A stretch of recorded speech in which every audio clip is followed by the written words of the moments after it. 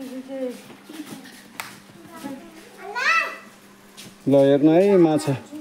यहाँ चेप्टीमा आएको यस्तो यस्तो माछाहरू राखेर छ कस्तो मजाको माछाहरू रहेछ तर गर्मीमा आएको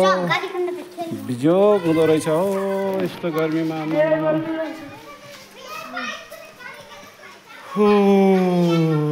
गर्मीमा यस्तो गर्मीमा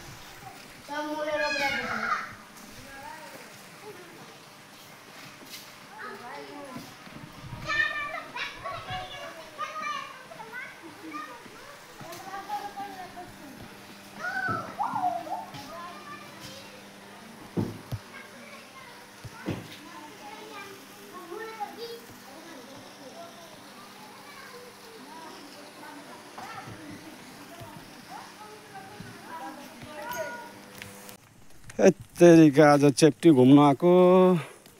आमामा गर्मी त के साह्रो हो गर्मी यस्तो गर्मीमा घुमघाम त पटक्कै काम लाग्दैन हो पटक्कै काम लाग्दैन घुमघाम गर्नु मिल्दैन यस्तोमा त हट यता शीतल होला हल्का हाम्रो उता जस्तो अब तराईतिर त अब ठिकै छ होइन गर्मी मानिन्छ अब सुरुदेखि जन्मेदेखि तराईमा गर्मी नै हुन्छ होइन तर यहाँ अब पहाडतिर